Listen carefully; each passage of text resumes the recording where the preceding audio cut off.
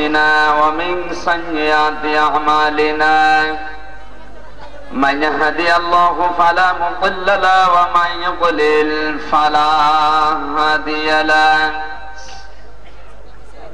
ونشهد أن لا إله إلا الله وحده لا شريك له ونشهد أن سيدنا وحبيبنا ومولانا محمدا عبده ورسوله الذي أرسله بالحق بشيرا ونذيرا وداعيا إلى الله بإذنه وسراجا منيرا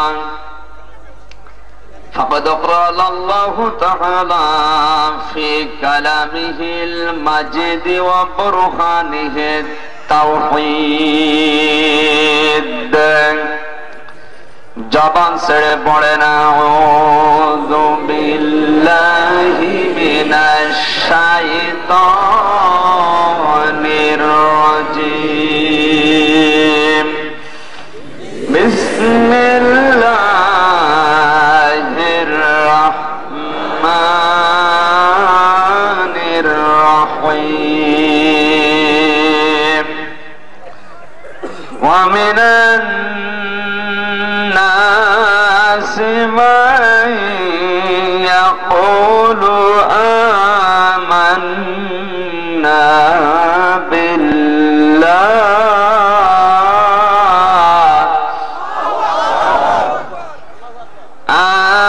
آمنا بالله وباليوم الآخر وما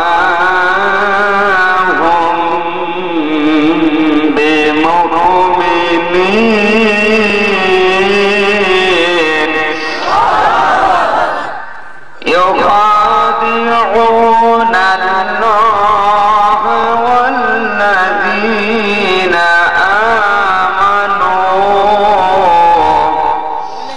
وما يخدعون إلا أنفسهم وما يشعرون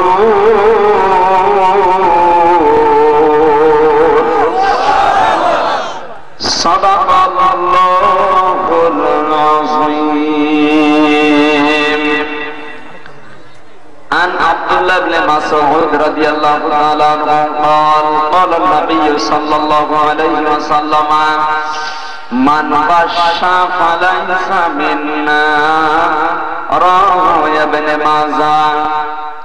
وقال تعالى في شان حبيبي إن الله وملائكته يصلون على النبي يا أيها الذين آمنوا صلوا عليه وسلموا تسليما اللهم صل على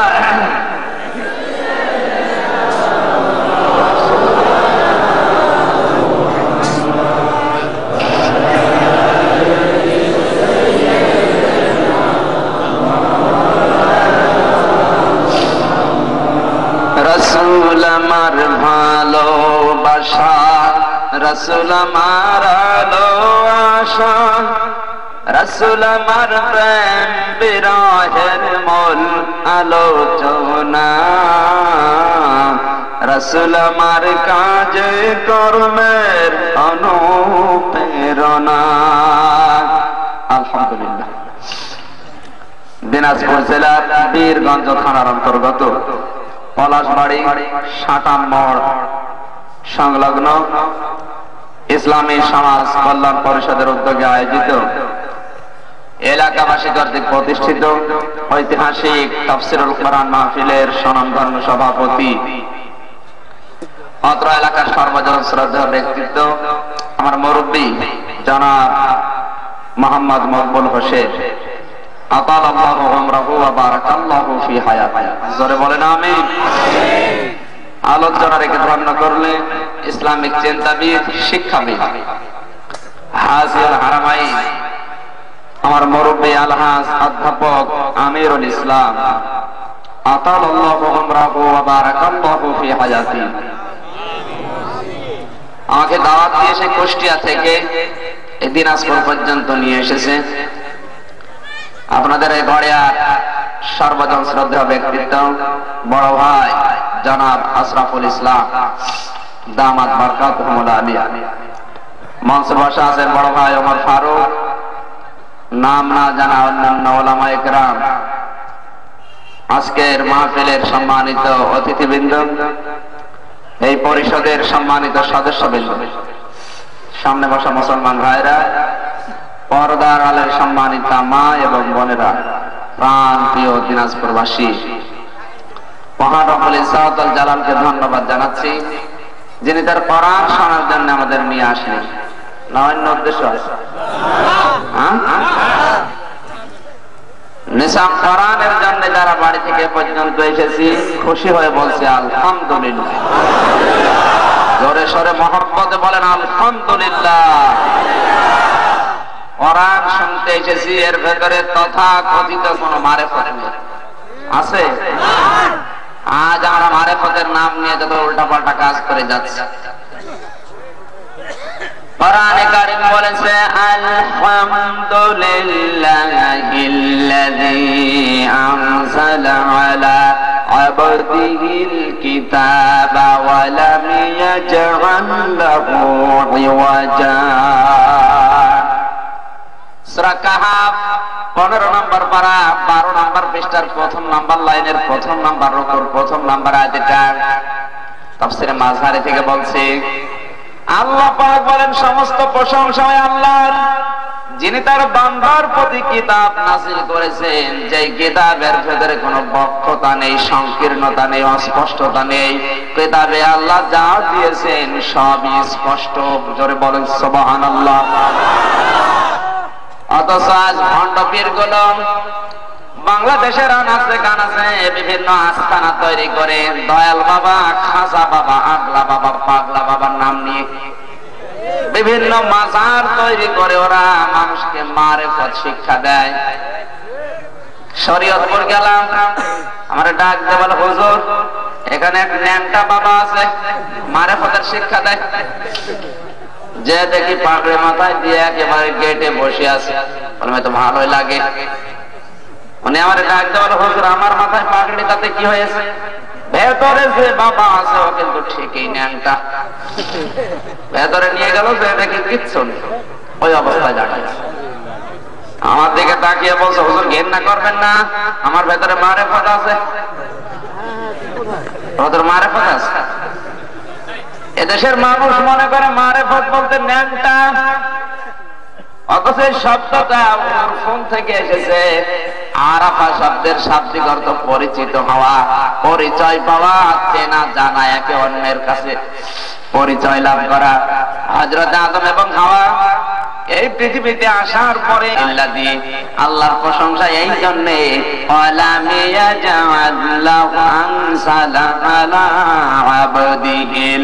কিতাব, আল্লাহর প্রশংসা আদায় এমনি করি না, কারণ তিনি তার বান্দা মুহাম্মদুর রাসূলুল্লাহকে কোরআন দিয়েছে। এই পৃথিবীতে আল্লাহ যত নিয়ামত নাযিল করেছেন সব চাইতে শ্রেষ্ঠ রহমত পৃথিবীতে তিনটা। কয়টা? এক নম্বরে আল্লাহর কোরআন। রব্বুল আলামিন বলেন কুল বিফাদলিল্লাহি ওয়া বিরহমাতিহি ফাবিযালিকা ফালইফরাহু হুয়া খায়রুম মিম্মা ইয়াজমাউন। সূরা ইউনূস 11 নম্বর পারা 14 নম্বর পৃষ্ঠা 7 নম্বর লাইনে 6 নম্বর রুকুর 58 নম্বর আয়াতটা। তাফসীরে তাবারি, তাফসীরে ইবনে কাসির, তাফসীরে মারিফুল কোরআন, তাফসীরে জালালাইন, একটা দুইটা না বিশ্ববিদ্যালয় প্রায় 12 খানা তাফসীরের সাথে দেখেছি এই ফালিয়া ফরাহু আল্লাহ কেন দিলেন। মুফাসসিররা লিখেছেন সব এক কথা। আল্লাহ তাআলা বলেন, হে নবী আপনি বলুন দুনিয়ার মানুষের প্রতি আল্লাহর যে দয়া, যে করুণা, যে রহমত তোমরা দেখো, সবচাইতে বড় দয়া কিন্তু এই কোরআন নাযিল করা। সুবহানাল্লাহ বলতে পারেন না? সুতরাং কোরআন যারা পেয়েছে তারা যারা আনন্দ করে, উল্লাস করে, খুশি হয়, হুয়া খায়রুম মিম্মা ইয়াজমাউন, তামাম পৃথিবী যা পেয়ে আনন্দ করে, আমি আল্লাহর কাছে কোরআন শ্রেষ্ঠ সম্পদ। এবার আসেন বাস্তবতায়, এ মাহফিলের সম্পর্ক কিসের সাথে? কোরআন যদি এখানে না আসতো, কোরআন তেলাওয়াত না হতো, এতগুলি মানুষ এখানে আসতো? আজ বাংলাদেশে আনন্দ হয় জন্ম দিবস নিয়ে, মৃত্যু দিবস নিয়ে, প্রত্যাবর্তন দিবস নিয়ে। অনেকে এখন আবার ডিজিটাল কায়দায় শুরু করেছে রাত জানা দিবস। কোথায় পেয়েছেন ভান্ডার পেয়েছেন? কোরআনের সাথে যে দিবসের সম্পর্ক নেই, কোন মুসলমান এই দিবস পালন করে আনন্দ করতে পারে না। অথচ এর জন্য কোটি কোটি টাকা বাংলাদেশে খরচ হয়। কোন সলিমদ্দি দেশে এসেছে তার জন্য পালন হবে প্রত্যাবর্তন দিবস। আপনার কমন সেন্স কি বলে আপনাকে? মুসলমান দাবি করছেন, কোরআনের সাথে যার সম্পর্ক নেই ওই জিনিস নিয়ে আপনি আনন্দ করছেন, আপনি তো মুসলমানই নেই। কারণ মুসলমান আনন্দ করবে শুধু কোরআনের সাথে যার সম্পর্ক।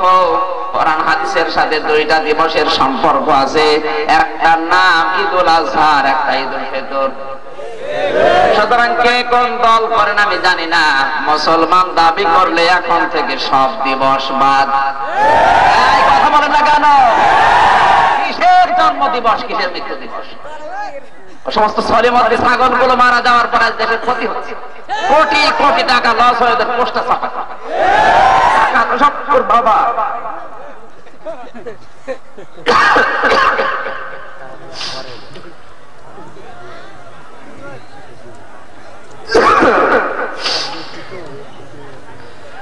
রাজনৈতিক দল আপনি করেন, আমি নিষেধ করছি না।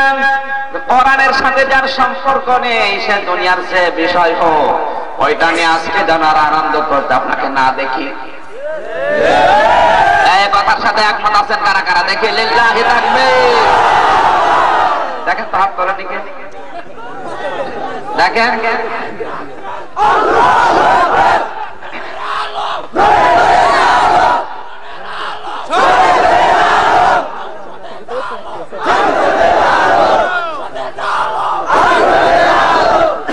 আরে ভাই, সংসদ ঘরে ঘরে চলতে যাচ্ছে না, সংসদ ঘরে ঘরেও চললে এই সমস্ত দিবসে দেশে পালন হয়।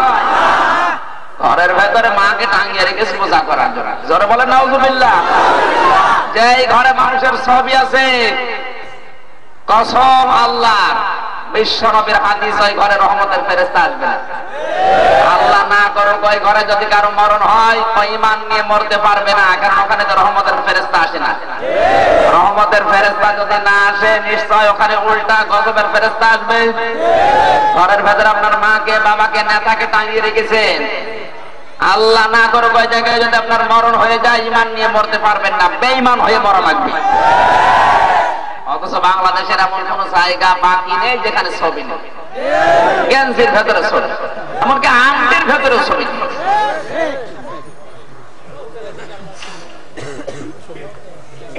পৃথিবীতে মানুষ আনন্দ করবে কোরআন নিয়ে কেন? আল্লাহ কারণ বর্ণনা করেছেন, হুয়া খায়রুম মিম্মা ইয়াজমাউন।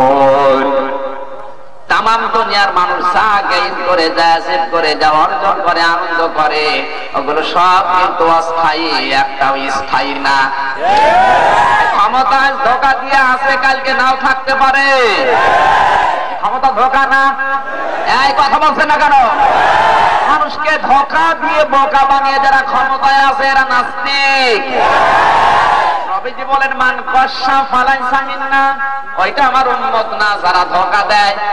সুতরাং যারা বিবেককে ধোকা দিয়ে, জনগণকে ধোকা দিয়ে ক্ষমতায় বসে আছে, এই হাদিস অনুযায়ী একটা আমার নবীর উম্মত নেই, সব নাস্তিক। আপনি যদি ভুল প্রমাণ করতে পারেন এখানে আসেন, কোন আলেম নিয়ে আসবেন, নিয়ে আসেন। মান গসা ফালাইসা মিন্না দিয়েছেন, বক্তব্যের মাঝখানে নবীজি কিন্তু ফা দিয়েছেন। ফাটা 19টি অর্থে ব্যবহার হয় আরবি গ্রামার অনুযায়ী।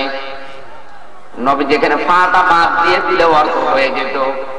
তার আরবি গ্রামার বাজে জিজ্ঞাসা করেন লাইসা মিন্না অর্থ হয়ে যাবে, কিন্তু ফা দিয়েছেন কেন?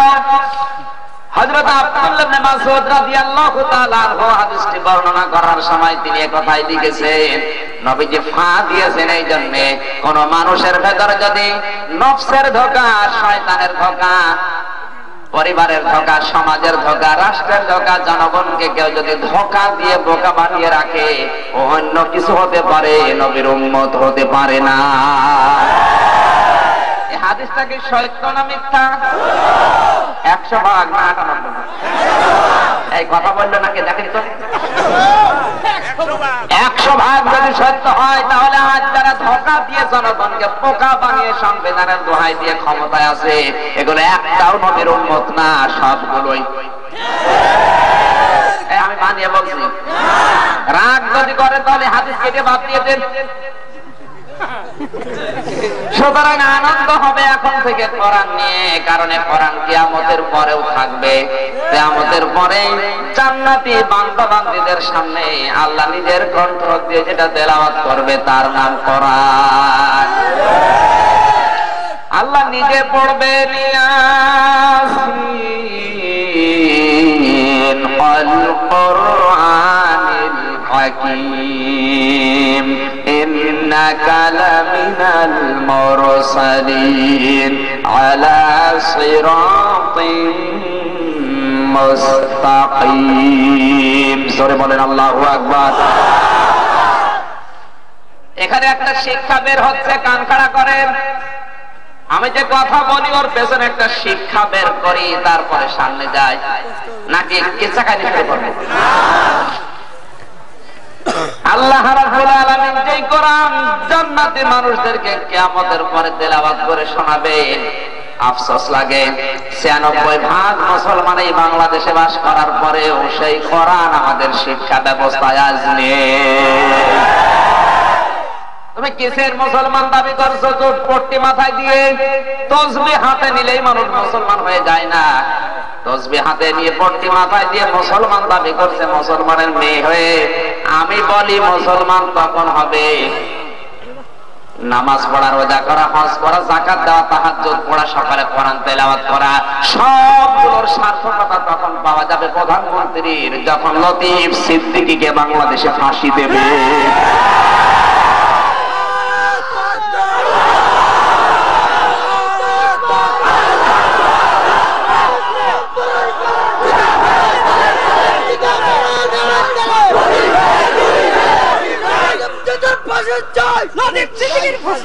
সম্মানিত ভাইরা, রাগ হয়ে আছে কার কার দেখি? একটা কথা আপনি ভুল প্রমাণ করেন তো। আপনি মুসলমান দাবি করছেন, এখনো পর্যন্ত নবীর এই শত্রুকে চিন্তা রেখেছেন কোন কারণ? গোলাঙ্গারকে এক্ষুনি ফাঁসি দিতে হবে। কারা কারা একমত আছে দেখেন, লিল্লাহে তাকবীর। দেখেন তো হাত তোলেনি কে? দেখেন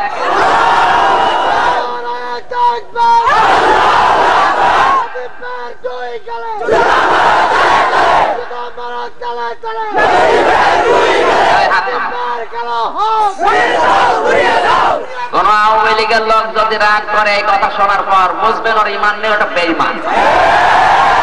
নবীর পক্ষে গালি দিচ্ছে আরো খুশি হয়। ফেসবুক যারা ব্যবহার করেন, ইন্টারনেট, জানুয়ারি না গত মাসের 13 তারিখে দিয়েছিল ফেসবুকে বেলা 11টায়, লতিফ সিদ্দিকীর পক্ষে পৃথিবীর কেউ অবস্থান নেয়নি, এমনকি হিন্দুও না। একজন অবস্থান নিয়েছে ওর পেছনে, ফেসবুকে দিয়েছে না, ও যা বলেছে ভালোই বলেছে। ওর নাম জানেন? তাসলিমা নাসরিন। এই শয়তান বলেছে না, যা বলেছে ঠিকই বলেছে।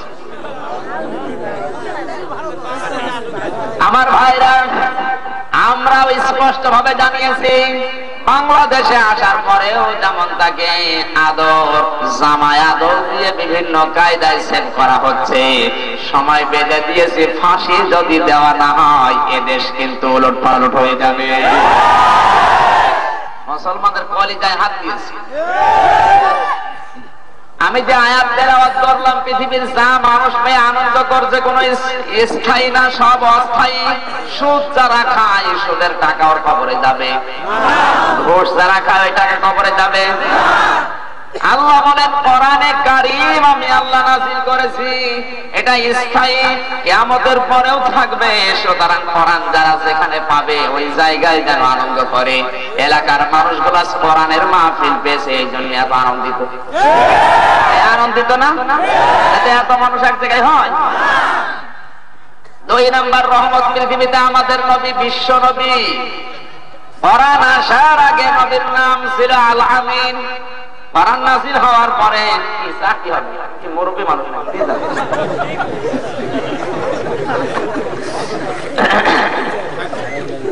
এই পৃথিবীর ময়দানে কোরআন নাযিল হওয়ার আগে নবীকে মানুষ বলতো আল আমিন, আর কোরআন নাযিল হওয়ার পরে বিশ্ব নবীর নাম দিয়েছেন আল্লাহ ওয়া মা আরসালনাকা ইল্লা রাহমাতাল লিল আলামিন। জোরে বলেন আল্লাহু আকবার।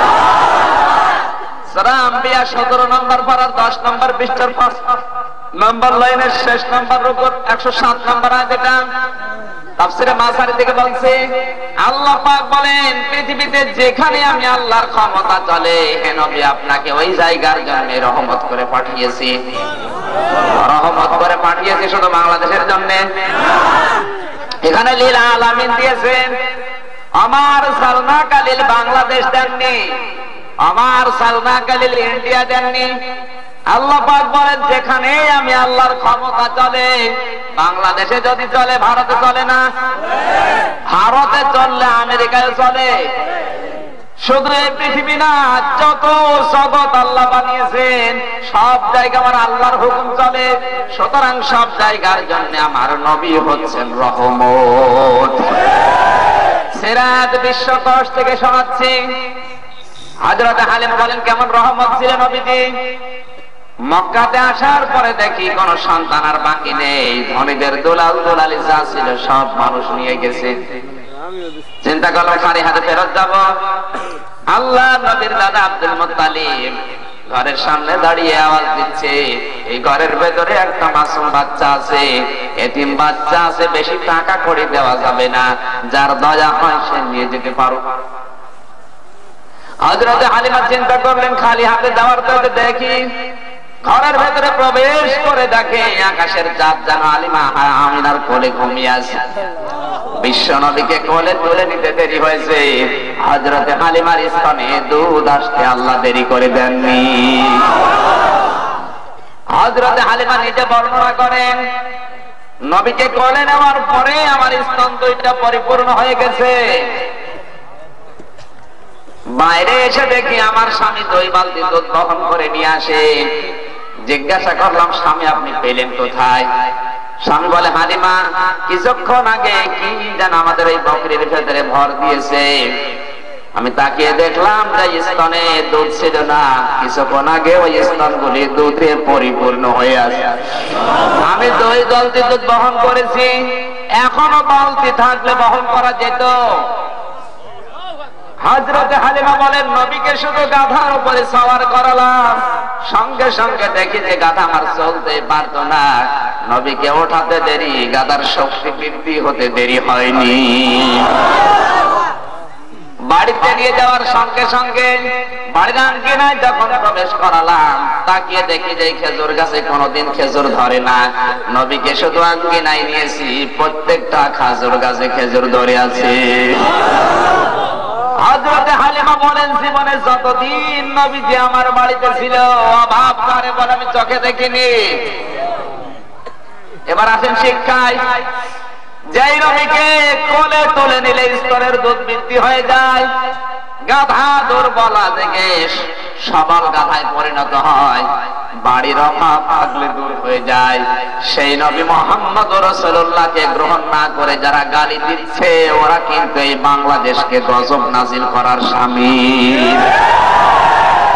সুতরাং এই নাস্তিক গুলো ব্লগারেরা আল্লাহর নবীকে গালি দিয়েছে, এরা বাংলাদেশকে ধ্বংস করার জন্য পায়তারা নিয়েছে।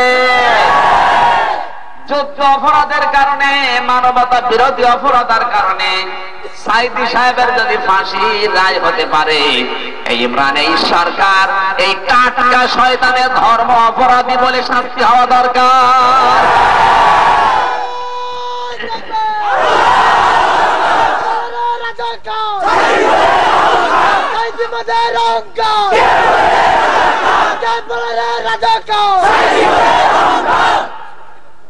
দ্বিতীয় রহমত হিসাবে আল্লাহ নিজে যাকে ঘোষণা দিলেন, যেখানেই যাই সেখানে রহমত বেড়ে যায়, বরকত পাওয়া যায়।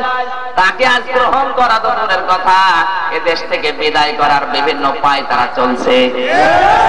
নব্য নাস্তিক কিছুদিন আগে নবীকে গালি দিয়েছে, এর বিচার এই মুহূর্তে বাংলাদেশে না করলে আল্লাহর গজব নাজিল হবে। তখন বলে হুজুর দোয়া করেন। দোয়া করে করবো কি? 3 নম্বর রহমত এই পৃথিবীতে আমাদের মা আর বাবা।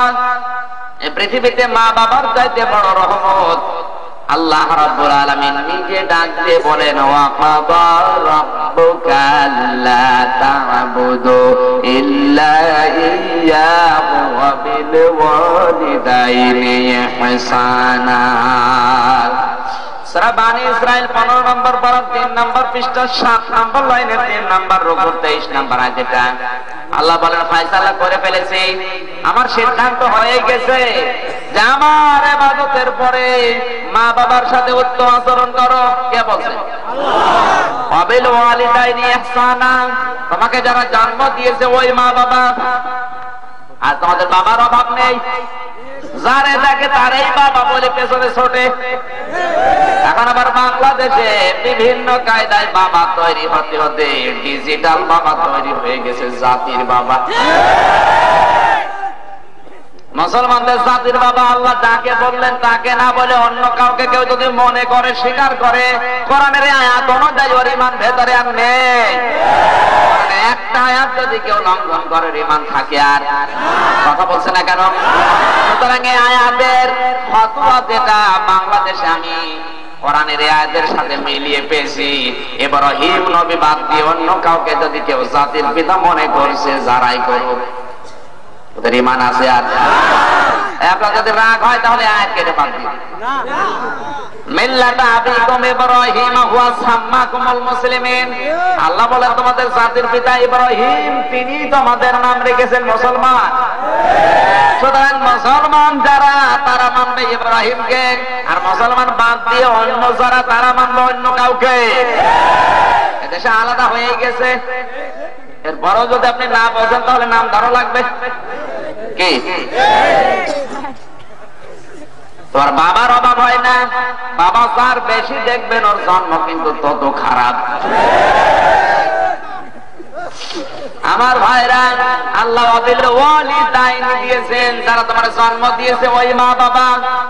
পৃথিবীতে এই মা বাবার পক্ষে আল্লাহ এত বর্ণনা দিয়েছেন, এত ব্যাখ্যা তাফসীর করেছেন, কোন মানুষের ব্যাপারে এত বিস্তারিত কথা বলেন নাই। আল্লাহ বলেন ইহসান করবে কিভাবে, আমি তাফসীর করছি শোনো। ইম্মা ইয়াবলুগান্না ওয়া ইনদাকাল কিবার আহাদুহুমা, তোমাদের মা বাবার একজন অথবা দুইজন যদি বার্ধক্য অবস্থায় পৌঁছে যায়, সাবধান, কখনো চেগড়ে দিয়ে মাথা গরম করে মাথা ঝাঁকিয়ে কথা বলো না।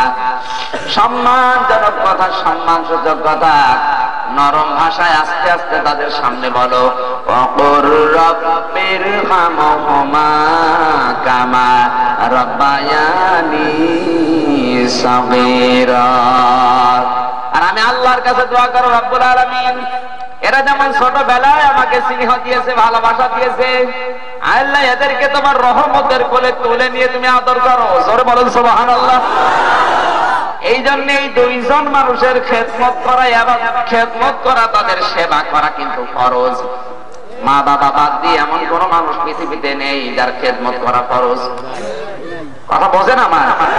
অথচ এই শীতের রাতে একটা কম্বল সেখানে দেয় না। কোন বাবা কোন জায়গা থেকে বের হয়, সেখানে আপেল কমলা সব নিয়ে দৌড়ায়। এরপরেও যদি না বোঝেন, আপনার কপাল পোড়া। এই জন্য আল্লাহ শ্রেষ্ঠ রহমত 3 নম্বরে মা আর বাবাকে দিয়েছে। আমি বাস্তবতায় দেখেছি এই পৃথিবীতে নিঃস্বার্থ ভাবে ভালোবাসা শুধু মা আর বাবা ছাড়া সন্তানকে কেউ দিতে পারে না। বাংলাদেশের প্রায় 58টা জেলা এবারও ঘুরছি, 59টা জেলা আমার দাওয়াত নেওয়া আছে, ঘুরতেছি। যত জায়গায় গেলাম মায়ের মতো নিঃস্বার্থ ভাবে ভালোবাসা আমি কাউকে দিতে দেখিনি। যে আমারে ভালোবাসে তার পেছনে একটু স্বার্থ আছে। এমনকি আমার শাশুড়িকে আমি দেখেছি, উনি আমারে যতটুকু ভালোবাসে তার চাইতে খোটা দেয় বেশি। কথা বলছেন বানিয়ে বলছি? আমার শ্বশুর আমাকে ভালোবাসে, যতটুকু ভালোবাসে জিনিস একটু কম হয়, তার চাইতে খোটা দেয় বেশি। কিন্তু আমার মা আর বাবাকে আমি দেখলাম 2 মাস 3 মাস পরে গ্রামের বাড়িতে যায়, কোনো কিছু মায়ের জন্য নিয়ে গেলে আমার রাগ করে, কেন নিয়ে আসে, টাকা খরচ করলে। আর শ্বশুর বাড়িতে যদি খালি হাতে যায়, আগে হাতের দিকে তাকায়। আল্লাহ এমনিতেই 3 নম্বর রহমত বলে ঘোষণা দেননি, এর বাস্তবতা খুঁজতে হবে। কেন আল্লাহ দুনিয়ার এত মানুষ থাকতে মা আর বাবার নাম দিলেন? 5টা কথা আল্লাহ এর ভেতরে দিয়েছেন।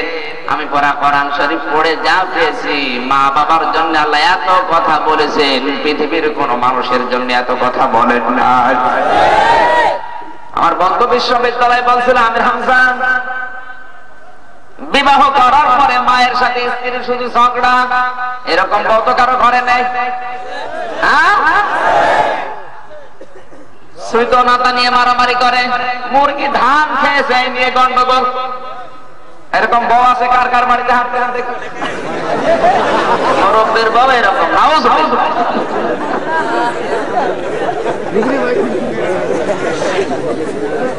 এটা হাসির করা কিনা শিক্ষা আছে, এখানে কান লাগান।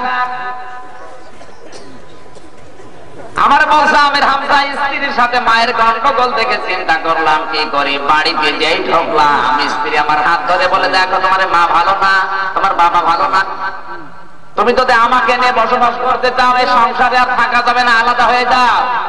এরকম কানের ভেতরে সবসময় খোঁচানো মহিলা বউ আছে না নেই? সত্যি করে বলেন তো, কার বউ এরকম খোঁচায়? দেখি হাত করেন।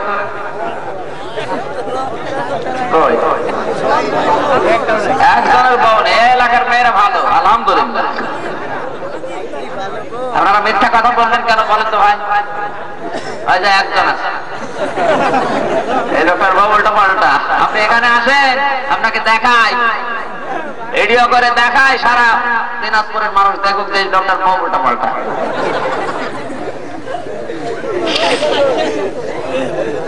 আমার ভাইরা, বন্ধ বলে শেষ পর্যন্ত স্ত্রীর মন রক্ষা করার জন্য মা বাবার সাথে ঝগড়া আমি নিজে তৈরি করলাম, করে আলাদা হয়ে গেলাম। এমনি তো আলাদা হওয়া যায় না।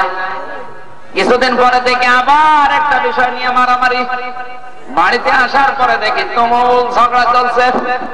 আমার ডাক দিয়ে বলে, দেখো স্বামী, তোমার মা ভালো না, তোমার বাবা ভালো না, তুমি যদি আমাকে নিয়ে বাস করতে চাও, আমাকে নিয়ে সংসার করতে যাও, এই বাড়িতে আর থাকা যাবে না, চল আমার বাবার বাড়ি চলে যাবে। আবার নিয়ে চলে গেল বাবার বাড়িতে। যাওয়ার সময় মায়ের সাথে আর নতুন করে ঝগড়া তৈরি করলাম, বাবার সাথে নতুন করে ঝগড়া করে বাড়ি থেকে রাগারাগি করে বিদায় নিয়ে চলে গেলাম। শ্বশুর মশাই এই সুযোগে টাকা পয়সা দিয়ে আমার পাঠিয়ে দিল লন্ডনে।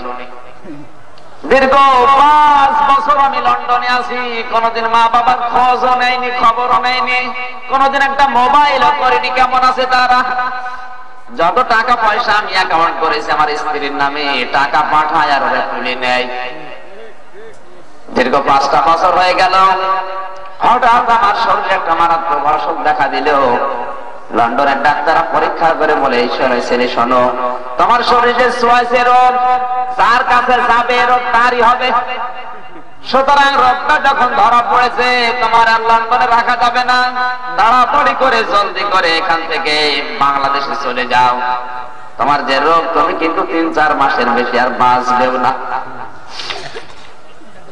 কসম আল্লাহর, বন্ধু হাত ধরে কাঁদছিল বিশ্ববিদ্যালয়ে, ডাক দিয়ে বলে আমির হামজা, চোখের পানি ছেড়ে দিয়ে লন্ডনের ময়দানে কাঁদলাম। রব্বুল আলামিন আমার মা বাবা মনে হয় বরদোয়া দিয়েছে, এই জন্য আমার শরীরে মারাত্মক অসুখ। কি করি দেখি, যাদের জন্য জীবন নষ্ট করলাম তারা কেমন ভালোবাসে। শাশুড়ির কাছে চিঠি লিখলাম, আম্মা জান আমার শরীরে মারাত্মক অসুখ, লন্ডনের ডাক্তাররা বলেছে 3-4 মাসের বেশি নাকি আমার বাঁচবো না। আগামী মাসের প্রথম সপ্তাহ মঙ্গলবারে ঢাকায় আসবো, এয়ারপোর্টে আসবেন। শ্বশুরের কাছে লিখেছে এই কথা, স্ত্রীর কাছে লিখেছে একই কথা। চিন্তা করে আমার মা বাবাকে চিঠি লেখা দরকার, কিন্তু তারা কি মনে করবে? 5 বছর তো তাদের খোঁজই আমি নেইনি। তারা না জানে আবার কি মনে করে, যা মনে করে করবে, আমি তো তাদেরই সন্তান। চিঠি লিখেছে, প্রাণের মা বাবা আমার শরীরে মারাত্মক অসুখ।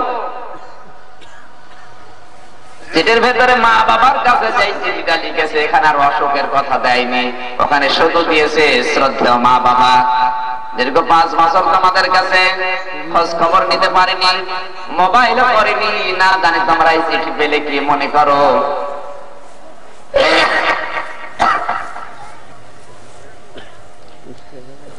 যা মনে করো করো, আমার করার কিছু নেই।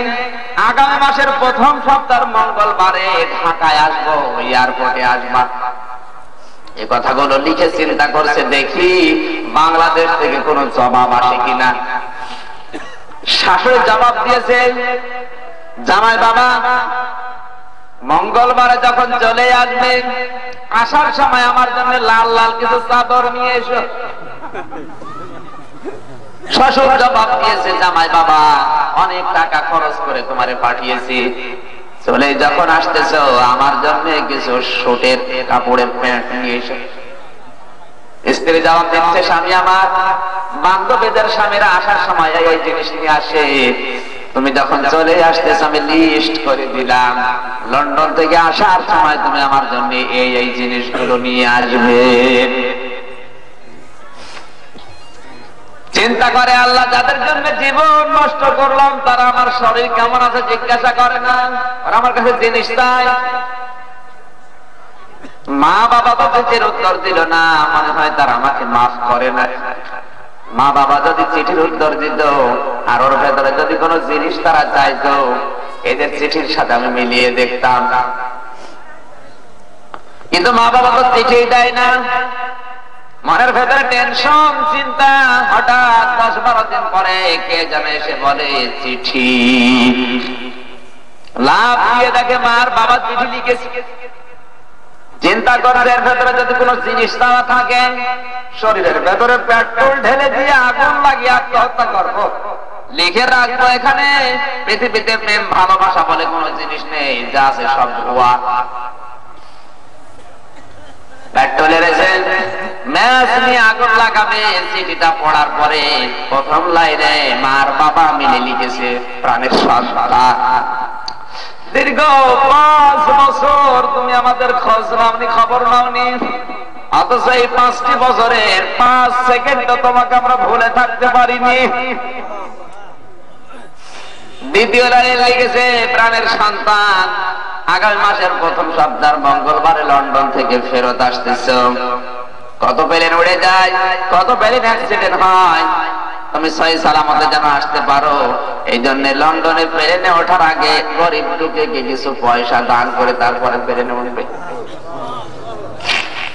বাড়িতে 2টা খাসি ছাগল ছিল, তোমার জানের হেফাজতের জন্য আল্লাহর রাস্তায় সাদকা করে দিয়েছি। তুমি আগামী মাসের প্রথম সপ্তাহ মঙ্গলবার পর্যন্ত যতদিন না আসো, এই প্রত্যেক দিন তোমার জন্য আল্লাহর দরবারে আমরা নামাজ রোজা মান্নত করলাম। চিঠিগুলো লাইন পড়ে আর চোখের পানি ফেলে কাঁদে, রব্বুল আলামিন আমি কি করেছি? সারাটা জীবন যাদের জন্য নষ্ট করলাম তারা জিনিস চাই, যাদের খোঁজ নিলাম না, খবর নিলাম না, তারা আমার জন্য নামাজ রোজা মান্যত করে, তারা আমার জানের হেফাজতের জন্য পয়সা দান করতে বলে। আল্লাহ কারোর জন্য যদি কোন জিনিস আমি নাও নেই, মা বাবার জন্য আমি লন্ডন থেকে জিনিস নিতে ভুল করব না। মার বাবার জন্য জিনিসপত্র নিয়ে এয়ারপোর্টে নেমেছে ঢাকাতে, শ্বশুর ডাক দিয়ে বলে জামাই বাবা আমার সেই প্যান্টের কাপড় কই, বলে আনি নাই। আপনি তো জানেন আমার শরীর খারাপ, মার্কেট যেতে পারি নাই, পকেটে টাকা আছে, ঢাকায় জিনিস পাওয়া যায় কিনে দেব। বলে জানতাম যদি এরকম জবাব দেবে কোনদিন তোমার লন্ডনে পাঠাতাম না। শাশুড়ি ডাক দেওয়া মাসে লাল লাল চাদর কই, বলে আনি নাই। আপনি তো জানেন আমার শরীর খারাপ, মার্কেটে যেতে পারি নাই, পকেটে টাকা আছে কিনে দেব ঢাকা থেকে। জানতাম যদি এরকম জবাব পাবো কোনদিন আমার মেয়ে তোমার সাথে বিয়ে দিতাম। স্ত্রী ডাক দিয়ে বলে স্বামী আমার মাসে লিস্ট করা জিনিস কই, ধমক দিয়ে বলে শুধু জিনিস জিনিস করো। একটা বারের জন্য জিজ্ঞাসা করো আমার শরীর কেমন আছে, পরে জিজ্ঞাসা করবো, আগে জিনিস দাও। আমি নাই, ঢাকাতে জিনিস পাওয়া যায় কিনে দেব। স্ত্রী জবাব দিচ্ছে স্বামী আমার বাবার জিনিস আনলে না, মায়ের জিনিস আনো নাই, আমার জিনিস আনতে ভুল করলে তোমার মতো স্বামীর আমার আর দরকার নেই, এয়ারপোর্টেই তোমার আমি তালাক দিয়ে চলে গেলাম। যাবেই তো, কারণ তো বাঁচবে না। চোখের পানি ফেলে দিয়ে কাঁদে রব্বুল আলামিন। মা বাবা মনে হয় আসেনি, তাদেরকে তো দেখি না, সবাই তো চলে গেল। হঠাৎ করে পেছনের দিক থেকে কে যেন ডাক দিয়েছে, আয়রে বাবা আমাদের বুকে আয়। দীর্ঘ 5 বছর তোকে দেখি নাই, এক ঝলক দেখার পরে মনে হচ্ছে আকাশের চাঁদ আমার হাতে পেয়েছি।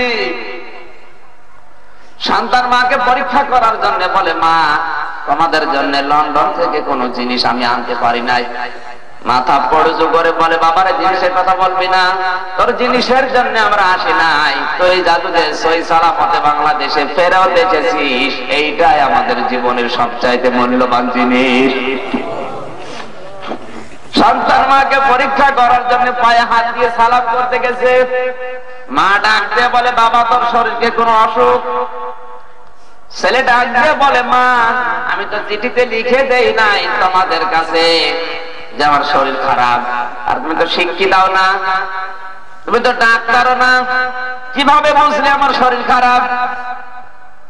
মা ডাক দিয়ে বলে বাবারে 10টি মাস তোকে আমি পেটে বহন করেছি তরমুজের মতো, ডেলিভারির কষ্ট সহ্য করে দুনিয়ার মুখ তোকে দেখিয়েছি, 22-23 বছর পর্যন্ত তোর পেছনে তেল কাজল দিয়ে বিনা শ্রমে আমি তোকে মানুষ করেছি, এরপরে তুই মারামারি গন্ডগোল করে বাড়ি থেকে বিদায় নিয়েছিস, এত বছর তোর পেছনে বিনা পারিশ্রমে শ্রম দিয়েছি, আমি মা কি বুঝবো না যে তোর শরীর ভালো না খারাপ?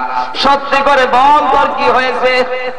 সন্তান চোখের পানি ফেলে দিয়ে বলে মা আমি আর কিছু লুকাবো না, আমি আর কিছু গোপন করবো না, এমন একটা মারাত্মক অসুখ আমার হয়েছে, লন্ডনের ডাক্তাররা বলেছে 3-4 মাসের বেশি নাকি এবার বাঁচবই না। বন্ধু ডাক দেওয়াল আমির হামজা, সঙ্গে সঙ্গে আমার মা বাবা এয়ারপোর্টের ময়দানে সেজদায় পড়ে গেল। রব্বুল আলামিন তুমি আমাদেরকে মেরে ফেলো, আমাদেরকে নিয়ে নাও, আমাদের হায়াত আমার এই সন্তানকে দিয়ে দিলাম, সন্তানটা তুমি বাঁচিয়ে রাখো।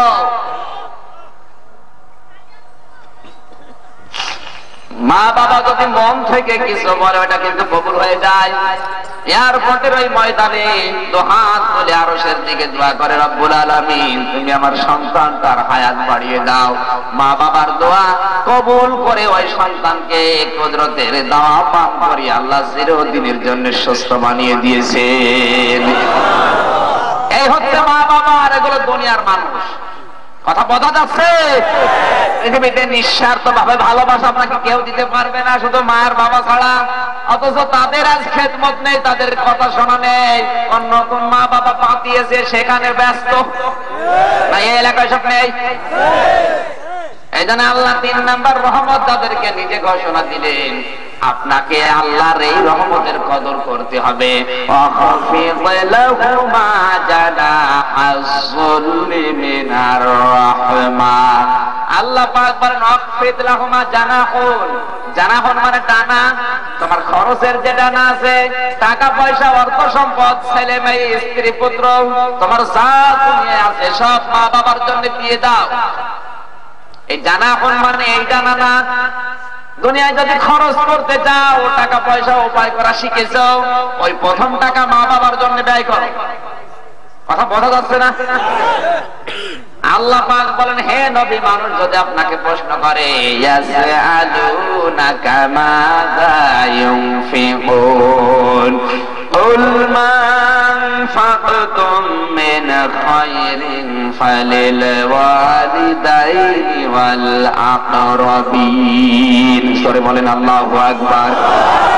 সূরা বাকারা 2 নম্বর পারা 12 নম্বর পৃষ্ঠা 14 নম্বর লাইনের 215 নম্বর আয়াতে আল্লাহ পাক বলেন নবী, মানুষ যদি প্রশ্ন করে যে টাকা পয়সা খরচ করবো কোন জায়গায়, ওরা যদি জায়গা খুঁজে না পায়, আপনি জানিয়ে দিন কুল মা আনফাকতুম মিন খায়রিন, তোমরা খরচ করবে ভালো ভালো রাস্তায়।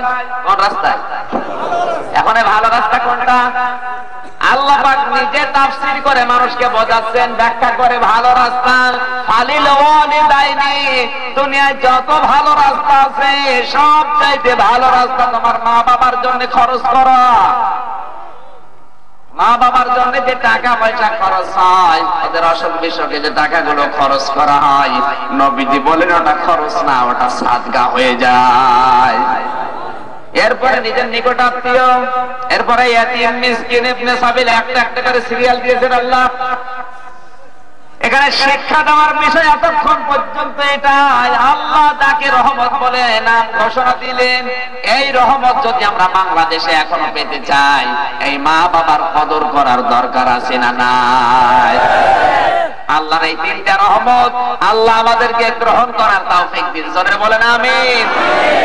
দরুদ পড়ি, সালাম পাঠায় আমাদের নবীর উপরে, কারণ তাকে অনুসরণ করার সিদ্ধান্ত নিলেই জীবনের গুনাহ মাফ হয়ে যায়। আসতে বললেন কোরআনের 3টি আয়াত আল্লাহ 3টি বিষয়ের সাথে সমন্বয় করে নাযিল করেছেন। এক নম্বরে কেউ যদি আল্লাহর আনুগত্য করে, আল্লাহকে দেখে দেখে চলে, রব্বুল আলামিন বলেন তার উচিত হবে সঙ্গে সঙ্গে আমার রাসূলের জীবন ফলো করা। কুল আতিউল্লাহ ওয়া আতিউর রাসূল। হে নবী, আপনি বলুন তোমরা যদি আল্লাহর ইতাআত করতে চাও, আমার রাসূলের ইতাআত করো।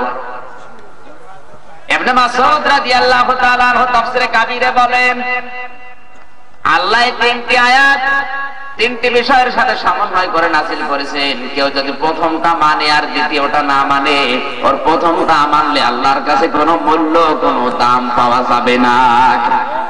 সুতরাং কেউ যদি আল্লাহকে মেনে নেয়, রাসূলকে না মানে, ও মানায় কোনো লাভ নেই। কথা বলছে না কেন? 2 নম্বরে আল্লাহ দিয়েছেন আকিমুস সালাতা ওয়া আতুস যাকাত, যেখানে নামাজ কায়েম করবে সঙ্গে সঙ্গে যাকাত ভিত্তিক অর্থ ব্যবস্থার জন্য আন্দোলন করবে। নামাজ পড়ে যাকাতের জন্য কোনো চেষ্টা নেই, যাকাত কিভাবে প্রতিষ্ঠিত হবে সেই কাজ নেই, ও কিয়ামত পর্যন্ত নামাজ পড়বে, ওর নামাজ কবুল হবে না। কারণ প্রথমটা মানে দ্বিতীয়টা মানে না, ও না মানারই নামান্তর। এরপরেও যদি না বোঝে আমার আরো নিজে নামা লাগবে। 3 নম্বরে আল্লাহ পাক বলেন আনিশকুরলি ওয়ালি ওয়ালিদাইকা ইলাইয়াল মাসির। আমি আল্লাহর শুকরিয়া। সূরা আরাফের তাফসীরে আছে, কিয়ামতের দিন আল্লাহ আরাফ নামক একটা দেওয়াল তৈরি করবে, ওর উপরে একদল মানুষ দাঁড়িয়ে থাকবে। যে ব্যবসা করলে জাহান্নামের আগুনে যাওয়া লাগবে না। তুমিনুনা বিল্লাহি ওয়া রাসূলিহি ওয়া তুজাহিদুনা ফি সাবিলিল্লাহ বিআমওয়ালিকুম ওয়া আনফুসিকুম। সেটা আল্লাহর প্রতি বিশ্বাস, রাসূলের প্রতি বিশ্বাস। আর এই দুইটি বিশ্বাসকে কাজে লাগিয়ে জানার মাল দিয়ে আল্লাহর রাস্তায় জিহাদ করা, যালিকুম খায়রুল লাকুম ইন কুনতুম তা'লামুন। আল্লাহ পাক বলেন এগুলো যদি কেউ করতে পারে, এটাই তোমাদের জন্য ভালো হবে যদি তোমরা জানো। কে বলছে? আল্লাহ। এবার আসেন এখান থেকে শিক্ষা বের হয়েছে। কেউ যদি ইসলামী আন্দোলন করে, দ্বীন কায়েমের জন্য চেষ্টা করে, ও জাহান্নামে যাবে? কথা বলছেন না? এবার আসেন, এই লোকগুলো আল্লাহ জাহান্নামে যাচ্ছে না, এদেরকে আল্লাহ জান্নাতে দিচ্ছে না। জান্নাতে দেবে না এই জন্য কারণ ওরা মা বাবার সাথে সম্পর্ক ভালো ছিল না। নবীজি কিন্তু শেষ পর্যন্ত কথা বলে জানেনি যে ওদেরকে আল্লাহ দেবে কোথায়। এখন যদি আমার আপনার অবস্থা এরকম হয়, মা বাবার সাথে সম্পর্ক ভালো নেই, তাদের কথা মানে না, দুঃখ দিয়েছে, এদিকে ইসলামী আন্দোলন করে, আল্লাহর পথে চলে, জান্নাত আল্লাহ যদি না দিয়ে আর আপনাকে স্থানে দাঁড় করিয়ে রাখে, নবী কিন্তু শেষ পর্যায়ে কথা বলেন যাবে কোথায়। ওই জায়গায় যদি দাঁড়িয়ে থাকা লাগে, তো আমাদের মতো কপাল পড়ার কেউ থাকবে? আশা করি কথা বোঝা যাচ্ছে। এজন্য কোরআনে কারীমের 3টি আয়াত 3টি বিষয়কে সমন্বয় করে আল্লাহ নাযিল করেছেন। একটা মানলে আরেকটা না মানলেও না মানারই নামান্তর। রাসূলকে আমরা আদর্শ হিসেবে গ্রহণ করব, এই জন্য কোরআনে কারীম বলেছে রাসূলকে কেউ যদি অনুসরণ করার সিদ্ধান্ত নেয়, এই মহান আল্লাহ তার জীবনের গুনাহ মাফ করে নিজেই ভালোবাসে। আজ বাংলাদেশ না তামাম পৃথিবীতে একটা ভুল কথা প্রচলিত আছে। এদেশে এখন 42টার উপরে তাফসীর পাওয়া যাচ্ছে, কোন তাফসীরে এই কথা লেখা নেই যে রাসূলকে ভালোবাসলে আল্লাহ তোমাদেরকে মাফ করে দেবে। এই কথা লেখা নেই কোন জায়গায়। আপনি নিয়ে আসবেন, কোন তাফসীরে নিয়ে আসেন? তাফসীরে ইবনে কাসির, তাফসীরে তাবারি, তাফসীরে মাসারি, তাফসীরে খাযেন, তাফসীরে জালালাইন, তাফসীরে মুনির, তাফসীরে কাবীর।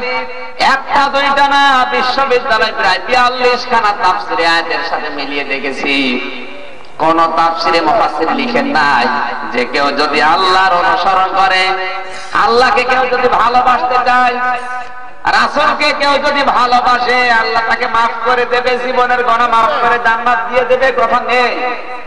আল্লাহ কি দিয়েছেন এখানে? قُلْ إِن كُنتُمْ تُحِبُّونَ اللَّهَ فَاتَّبِعُونِي يُحْبِبْكُمُ اللَّهُ وَيَغْفِرْ لَكُمْ ذُنُوبَكُمْ وَاللَّهُ غَفُورٌ رَّحِيمٌ। সরে বলেন আল্লাহু আকবার। এই কান লাগান, এবার শিক্ষা আছে এখানে। এতদিন যেটা আমরা ভুল বুঝতাম, আল্লাহ পাক বলেন, হে নবী, দুনিয়ার মানুষকে আপনি বলেন তোমরা যদি আল্লাহর ভালোবাসা পেতে চাও। আজ বাংলাদেশের মানুষ আল্লাহর ভালোবাসা পাওয়ার জন্য চরমনায় যায়, আক্রোশে যায়, জীবন চিল্লায় চলে যায়, ইসলামী আন্দোলন করে। এই মাহফিলে এসেছে কার জন্য? সবাই বলেন না, লোক দেখানোর জন্য? আল্লাহ বলেন সবাই আমি আল্লাহকে চাই, আল্লাহর ভালোবাসা পেতে চাই, কিন্তু আমি আল্লাহ বলেছি ফাত্তাবিউনি, আমাকে ভালোবাসার দরকার নেই, আমার রাসূলের অনুসরণ করো। রাসূলকে ভালোবাসো এই কথা কিন্তু এখানে নেই। তাহলে হাব্বুন থাকতো, হাব্বুন মানে ভালোবাসা, এখানে আল্লাহ দিয়েছেন তাবউন। তাবা আইন 3টি অক্ষরের সমন্বয়ে শব্দটা গঠিত। অবিধান দেখবেন ওখানে লেখা আছে তাবউন মানে দেখে দেখে চলা। আমার নবীজি যেভাবে চলেছেন এটা দেখে দেখে চলার নাম হচ্ছে তাবউন। আমাদের যেমন মাথা আছে, রাসূলের মাথা ছিল না? ছিল না? আল্লাহর নবী 3 প্রকারের চুল কাটতেন সুন্নাত, আর আমাদের মাথার দিকে তাকালে মনে হয় যে বিরাশি। অনেকের মাথা দেখলে বোঝা যায় না মানুষ না আর্জেন্টিনা। এরপর আছেন দাড়ির দিকে, প্রতিদিন উনি দাড়ি কেটে ইয়াং হয়, ইয়াং। এটা গপর কথা বলছি, রাগ হচ্ছে। ডাক্তার জাকির নায়েক 12 খন্ড যে লেকচার দিয়েছে, এবার 7 নাম্বার খন্ডের 13 নাম্বার পৃষ্ঠার 16 নাম্বার লাইনে আছে, উনি লিখেছেন সুন্নাত এবং বিজ্ঞান দিয়ে পুরুষদেরকে আল্লাহ দাড়ি দেননি, দাড়ি দিয়েছে। মহিলাদেরকে আল্লাহ দাড়ি দেননি, তার কারণ কি? অনেকগুলি পয়েন্ট ওখানে দেওয়া আছে, আমি 2টা বলছি। বেশি বললে আবার আমাদের রাগ হবে। এক নম্বরে তিনি দিয়েছেন পুরুষদের আল্লাহ দাড়ি দিয়েছেন সৌন্দর্য বৃদ্ধি করার জন্য, আর মহিলাদেরকে আল্লাহ দাড়ি দেননি এই জন্য। মেয়েদেরও যদি দাড়ি থাকতো তাহলে আপনি আদর করতেন কোথায়? কথা বলছেন সব দাদা, অসুবিধা নেই। আপনি আদর করতেন কোন জায়গায়? এই জন্য আল্লাহ দাড়ি দেয়নি। ওরা চেষ্টা করেও দাড়ি তুলতে পারে না, আর পুরুষ মানুষ দাড়ি কে কোল পায় না। 2 নম্বরে মেয়েদের দাড়ি দেয়নি এই জন্য উনি লিখেছে প্রত্যেক মাসে মাসে মহিলাদের শরীর থেকে আল্লাহ 2.5 থেকে 3 পাউন্ড রক্ত ঝরিয়ে নেয়, পুরুষদের ঝরে। মহিলাদের দাড়ি থাকতো আর রক্ত ঝরা যদি বন্ধ হয়ে যেত, পুরুষ মানুষ টাইট করার জন্য এর ডান হাত লাগতো না, বাম হাতে এক চড় দিয়ে বসে রাখি। এই জন্য দাড়ি যারা কাটে ওদের যৌন শক্তি লোপ পায়। যদি বিশ্বাস না করেন কেটে দেখেন, যারা কাটে তাদের জিজ্ঞাসা করেন। বাংলাদেশের জরিপ মাঝে মাঝে আমাদের হাতে আসে, এই দেশে দাড়ি যারা কাটে অধিকাংশ পরিবারে স্ত্রীর কাছে ওদের সম্মান থাকে না। আরো নিচে নামবো, এই জন্য সাবধান, দাড়ি কাটবেন না।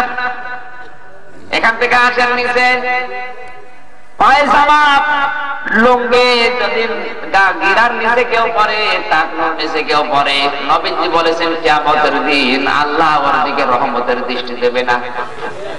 অথচ আজ আমরা এটা ফ্যাশন বানিয়ে নিয়েছি। শয়তান আমাদের বুদ্ধি দিয়েছে, দেখ তুই যদি পায়জামা লুঙ্গি প্যান্ট উপরে পরিস, টাকনুর উপরে, তাহলে তোর ঠ্যাং ঠেঙে লাগে।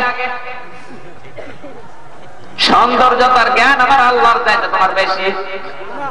সব নবীকে সৌন্দর্য লেগেছে, দুনিয়া আলেমদেরকে সৌন্দর্য লাগে, আর তোমার ঠ্যাং ঠেঙে লাগে। তুমি কম রাসূলুল্লাহ খান। আমাদের ইত্তেবা হচ্ছে না, শরীরের ভেতরেই তাকান, ইত্তেবা নেই। এবার আরেকটু উপরে যান, তিরমিজি শরীফের হাদিস, বিশ্ব নবী নিজের স্ত্রীকে নিয়ে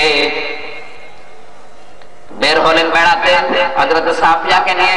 হঠাৎ করে তাকিয়ে দেখলেন কয়েকজন সাহাবী রাস্তার পাশে বসে বসে গল্প করছে। নবীজি বললেন, সাফিয়া তুমি এখানে দাঁড়াও। স্ত্রীকে রাস্তার পাশে দাঁড় করিয়ে বিশ্ব নবী গেলেন সাহাবীদের কাছে, ডাক দিয়ে বললেন, সাহাবীরা তোমরা কে কি মনে করো আমি জানি না, আমার সাথে যে মেয়ে লোকটা ওটা কিন্তু আমার স্ত্রী। সাহাবীরা বলে, হুজুর আমরা তো কিছু মনে করিনি। নবীজি বললেন, তোমরা মনে করতে না পারো, শয়তান তো আর বসে নেই। শয়তান তোমাদের মনের ভেতরে ওয়াসওয়াসা সৃষ্টি করে দেবে। দেখ তোর নবী কার মেয়ে লোক নিয়ে যায়, দেখ তোর নবী কার বউ নিয়ে যায়। তোমাদের মনের ভেতরে এই সন্দেহ তৈরি হতে পারে। এই জন্য আমার স্ত্রীকে দাঁড় করিয়ে তোমাদের কাছে এসে তোমাদের মনের অবস্থা আমি পরিবর্তন করে দিলাম। এবার আসেন এখানকার শিক্ষায়। নবীজি নিজের স্ত্রীকে সঙ্গে নিয়ে রাস্তায় যেতে লজ্জা করছেন, কণ্ঠাবোধ করছেন, না জানি কে কি বলে ফেলে। আর আমরা স্ত্রী না অন্যের স্ত্রী নিয়ে মোটরসাইকেলে, শালি নিয়ে রিক্সায় করে ঘুরে, মানুষ তো কিছু মনে করে না। এক কথা বলছে না কেন? পরে মানে বলতে পারে না তাই। অনেকে আবার দেখায় এলাকার মানুষকে, দেখো সেদিন কুষ্টিয়াতে একজন সালাম দিলাম, পেছনে দেখি ওনার স্ত্রী। বললাম কে? বলে তোমার ভাবি। ভাবি একই পরিয়েছে, একই শাড়ি না মশারি? আমার কানের কাছে মুখ নিয়ে বসে, আমির হামজা কর্ম কি? সারা জীবন তো আমি দেখলাম এলাকার মানুষের হক নেই, হক আদায় করে বেড়াচ্ছে। হক আদায় করেন কারা কারা? দেখে হাত করেন। কেউ নেই, রাস্তাঘাটে হাঁটা যায় না, হক আদায় করে বেড়াচ্ছে এলাকার মানুষকে দেখিয়ে। আমার ভাইটা হাসির খোরাকের এখানে শিক্ষা আছে। নবীজি নিজের স্ত্রী নিয়ে যেতে যদি কণ্ঠাবোধ করে, তুমি শালি নিয়ে মোটরসাইকেলে ঘর পণ্য চাই। ইত্তেবা হচ্ছে আমাদের। আল্লাহ বলেন ইত্তেবা করে রাসূলকে, ভালোবাসার কথাই কথা। আজ ভালোবাসার কথা বোঝানো হয়, এই জন্যই তো সব জায়গায় ইয়া নবী কে সালাম আলাই, এরপরে গরম গরম ছিল। ভালোবাসা আছে, এই জন্য বাংলাদেশে ইসলাম হচ্ছে না। যদি ইত্তেবা থাকতো রাসূলের জীবনের প্রতিটি ক্ষেত্রে, এই দেশে রাসূলকে নিয়ে কেউ আজেবাজে মন্তব্য করে বাঁচতে পারতো না। আমার ভাইরা, এবার আসেন হাদিসের ব্যাখ্যায়। আয়াতটা পড়ার পরে চিন্তা করলাম, আল্লাহ কেন তাবরুক দিলেন, হাফন কেন দিলেন না? অথচ বাংলাদেশে ওয়াজ হচ্ছে আল্লাহর ভালোবাসা যদি পেতে চাও রাসূলকে ভালোবাসো। এই কথা বলে না কেন? ওয়াজ হয় না? আমি নিজে শুনেছি অনেক বক্তার মুখে, বিশাল পীর সাহেব ওয়াজ করছে আল্লাহর ভালোবাসা পেতে চাও রাসূলকে ভালোবাসো, অথচ এই কথা নেই। আল্লাহর ভালোবাসা যদি পেতে চাও রাসূলকে অনুসরণ করা, এই কথা আছে। ভালোবাসলে জীবনের গুনাহ মাফ হয় না। 99টা পয়েন্ট দিয়েছে তাফসীরে ইবনে কাসিরে, আমি একটা বলছি শিক্ষার জন্য। আল্লাহর নবীর আপন চাচা আবু তালিব যেদিন মারা যাচ্ছিল, বিশ্ব নবী তার দরজায় গেলেন, ডাক দিয়ে বললেন, ইয়া আম্মি আবি তালিব লা ইলাহা ইল্লাল্লাহ হাজ্জুল লাকা ইনদাল্লাহি ইয়াউমাল কিয়ামাহ, রাহুল বুখারী। এই চাচা আপনি শুধু বলেন যে লা ইলাহা ইল্লাল্লাহ মুহাম্মাদুর রাসূলুল্লাহ বলা লাগবে না, শুধু আমার কানে কানে বলেন, কাউকে আমি শুনতেও দেব না।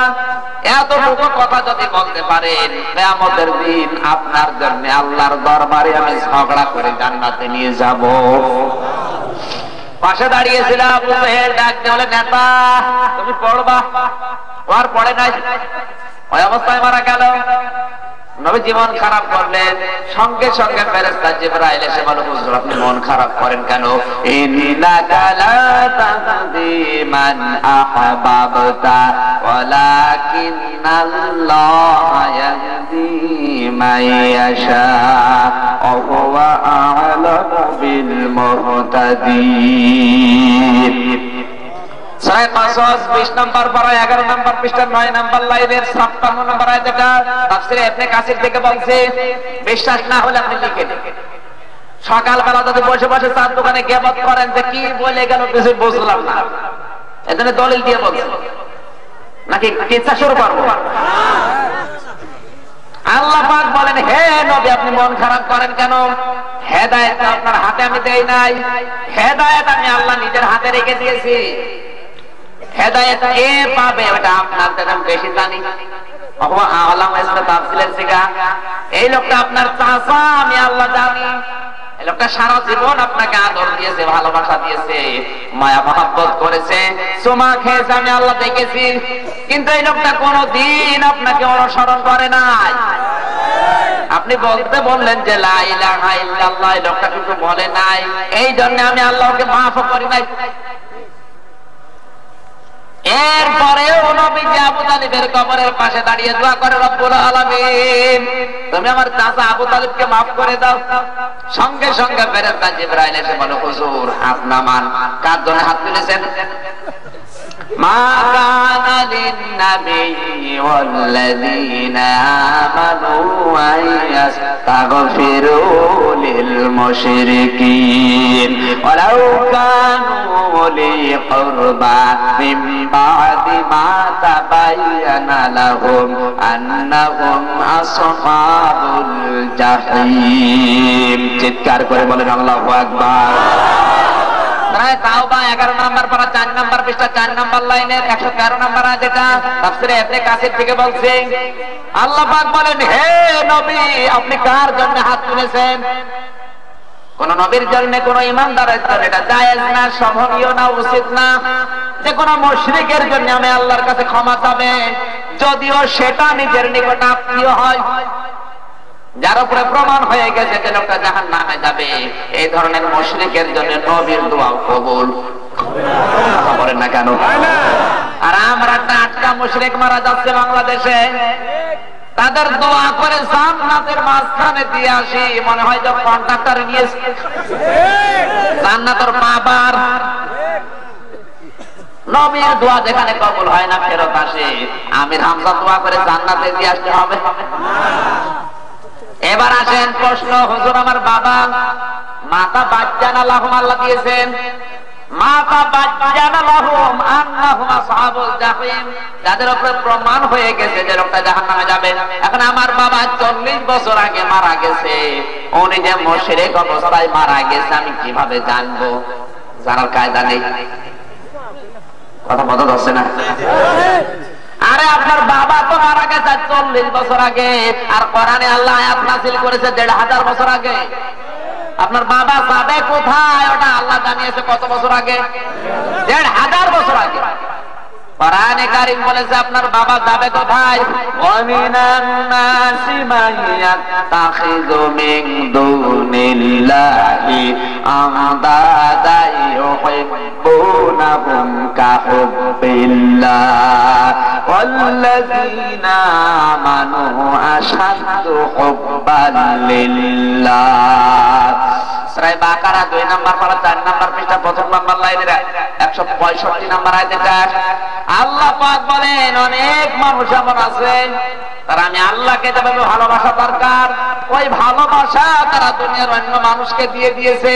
কেউ বাবাকে, কেউ স্বামীকে, কেউ নেতাকে। এই কথা বলে না কেন?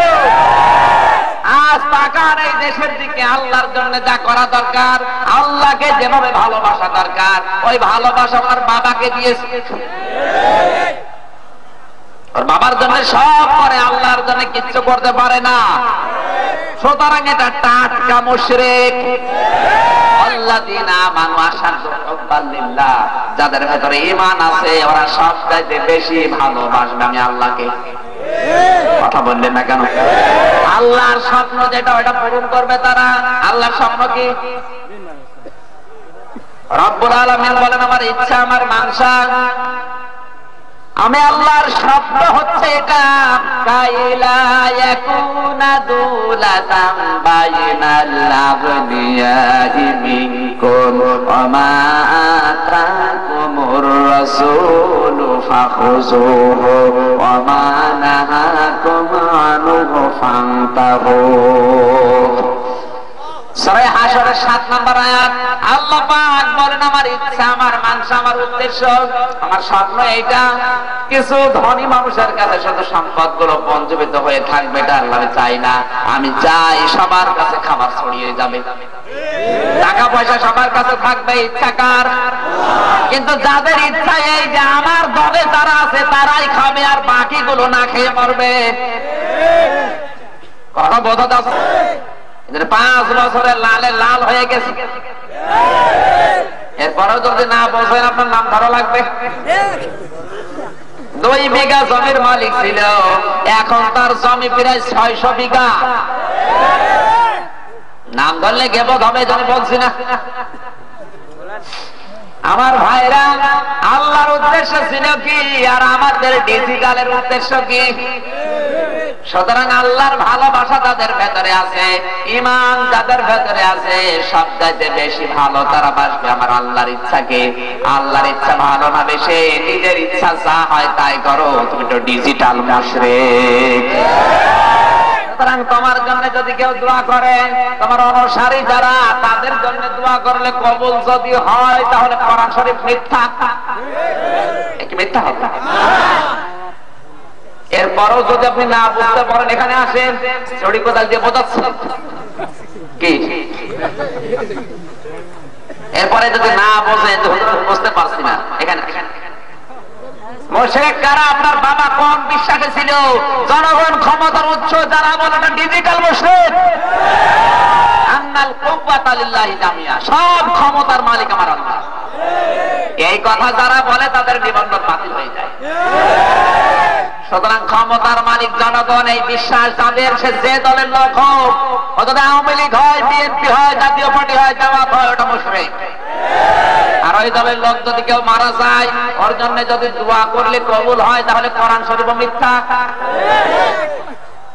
এত স্পষ্ট ভাবে বলার পরও যদি আপনি ফিরে না আসেন, আমার মনে হয় আপনার কপালে হেদায়েত নাই। কিভাবে বোঝাবো বলেন তো ভাই? এত অপের কথা বলার পরও যদি আপনার বুঝে না আসে, এর বড় যদি ওই আকীদা নিয়ে থাকেন, আপনি মরা আশা শুরু হবে। এলাকায় তো এরকম কেউ নেই। যতই মনে ধরে ওই এক কান দিয়ে ঢোকায়, আবার এই কান দিয়ে, এই কানে তো যাবে তাও যায়, এই কান দিয়ে ঢোকে আবার এই কান দিয়ে বেরোয়। আমার ভাইরা, আপনি যা মনে করছেন আমি কিছু মনে করছি না, কারণ আমাকে কোরআন বোঝাতে হবে। কোরআনের একটা আয়াত বোঝার জন্য কোন মানুষ যদি রাতের বেলা 1 ঘন্টা ব্যয় করে, তিরমিজি শরীফের হাদিস, নবীজি বলেন তার আমল নামে আল্লাহ 500 রাকাত নফল নামাজের সওয়াব দিয়ে দেয়। আজকের তেলাওয়াত কিতাবটা একটু বোঝেন, 500 রাকাত নফল নামাজের সওয়াব হবে কত? আপনি পড়তে পারবেন এখন? এই জন্য একটু কান খাড়া করে না, মনোযোগ করে দেবো। আজকের আলোচনার সাবজেক্ট, এই পৃথিবীর ময়দানে মুনাফিক কারা। পৃথিবী নিয়ে আমাদের চিন্তা যেহেতু দরকার নেই, বাংলাদেশটা নিয়ে দেখি। করেন আজকের আয়াত বলে দেবে যে বাংলাদেশে মুনাফিক কারা। কারণ মুনাফিক যারা, ওদের কিন্তু সব আছে, নামাজ আছে, রোজা আছে, পাগড়ি আছে, জুব্বা আছে, পট্টি আছে, জিকির আছে। আল্লাহ বলেন ওমা হুম বিমুমিনিন, মুনাফিকের শুধু ঈমান নেই। রাগ হয়ে যাচ্ছে। এবার আসেন তো দেখি, বিশ্ব নবীকে অনুসরণ না করে শুধু ভালোবাসলে জীবনের কোন মাফ হবে? আল্লাহ এখানে 2টা পুরস্কার দিয়েছেন। রাসূলের ইত্তেবা যদি কেউ শুরু করে, ইউহিব্বুকুমুল্লাহ, আমি আল্লাহ নিজেই তাকে ভালোবাসবো। ওয়া ইয়াগফির লাকুম যুনুবাকুম, আমি আল্লাহ যদি কাউকে ভালোবাসি ওর জীবনের গুনাহ আর রাখবো না, সব মাফ করে দেব।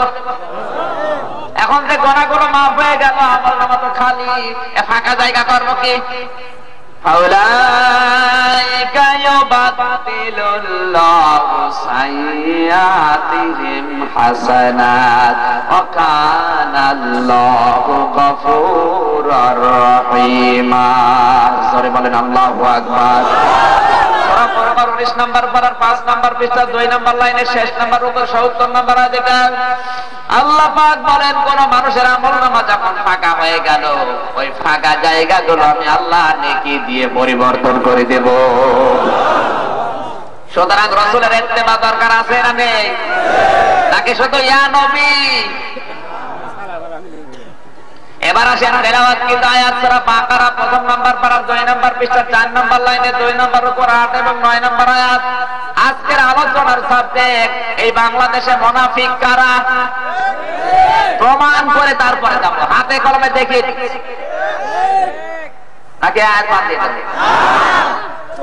জবান ছেড়ে তেলাওয়াত করেন, আউযু বিল্লাহি মিনাশ শাইতানির রাজীম, বিসমিল্লাহির রহমানির রহিম। ওমিনান নাসি মান ইয়াকুলু আমান্না বিল্লাহি ওয়া বিল ইয়াউমিল আখির ওয়া মা হুম বিমুমিনিন।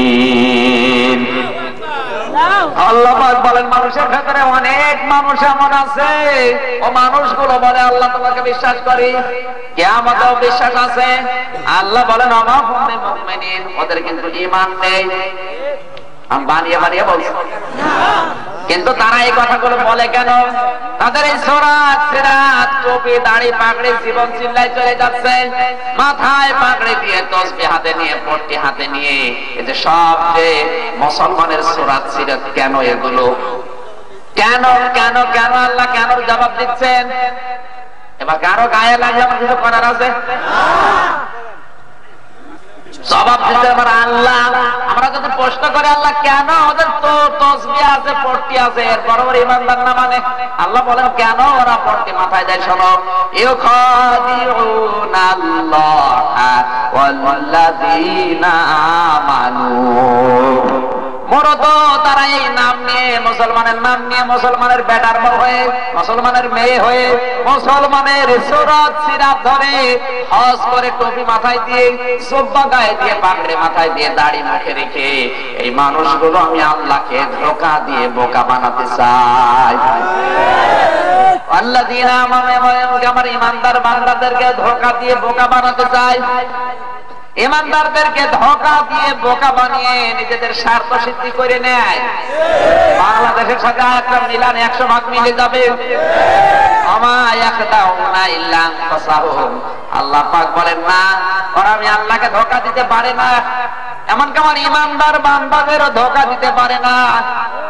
আজ বাংলাদেশের দিকে তাকালে আমরা দেখি আল্লাহকে যেমন ধোঁকা দিতে মুনাফিকরা পারে না, এই দেশের সাচ্চা ইমানদার যারা তাদেরকে অত্যাচার করে ধোঁকায় বোকা বানাতে পারে না। অনেক দুর্বল ইমানদার শুধু হাওয়া পরিবর্তন হয়েছে, টুপি খুলে পকেটে নিয়েছে। সঠিক ইমানদার যারা তারা কি আজও টইলেছে? 5 বছর ঘরে থাকতে পারে না, 24 ঘন্টা আতঙ্কে থাকে, মামলা হামলা দিয়ে জর্জরিত, এরপরও তারা টলে না।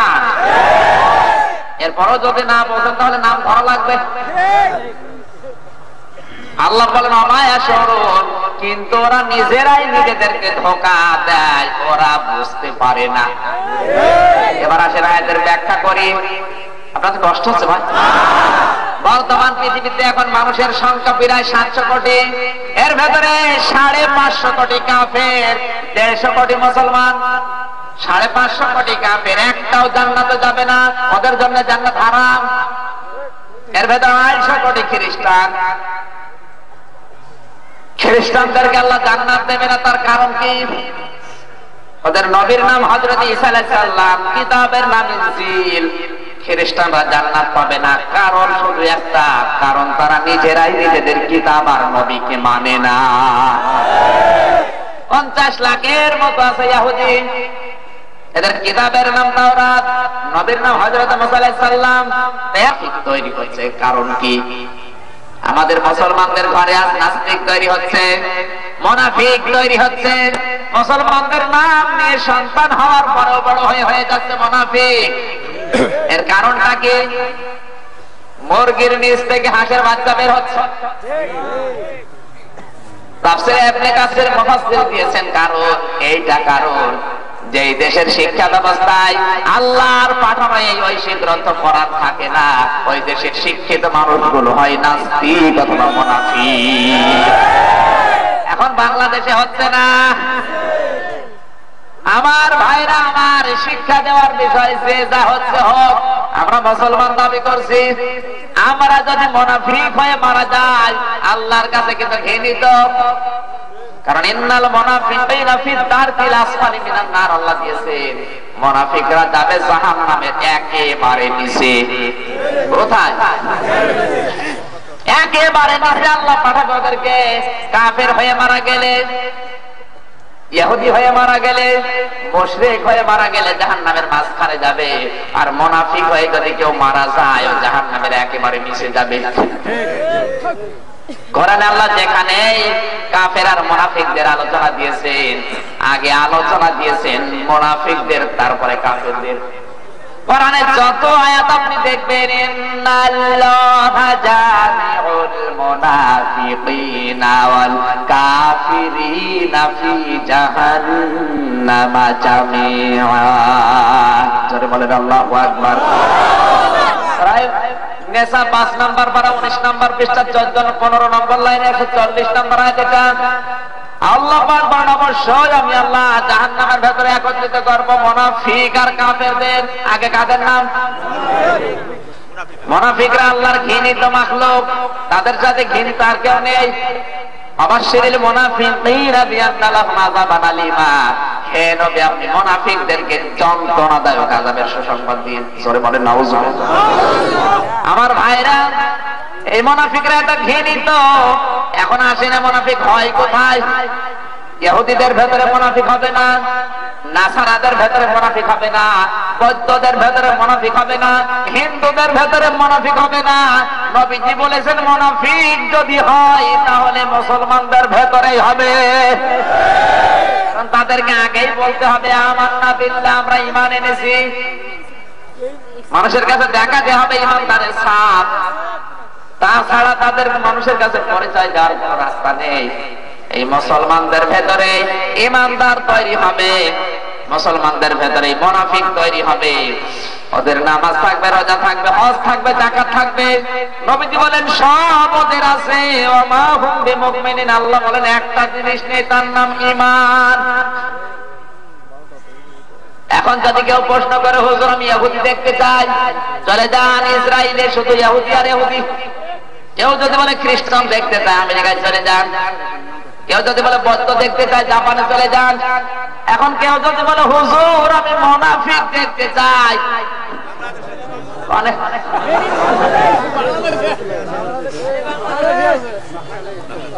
এইবার আসেন মুনাফিক বাংলাদেশে আছে কিনা দেখি। আমি এতক্ষণ পর্যন্ত এটা এই জন্য বোঝাচ্ছি, এত মারাত্মক এই মুনাফিকের নেফাকের এই রোগটা, এটা ক্যান্সার এবং এইডস এর চাইতে ঘৃণিত। কারণ ক্যান্সার হয়ে যদি কেউ মারা যায় ও জাহান্নামে যাবে, কথা কোরআন হাদিসে নেই।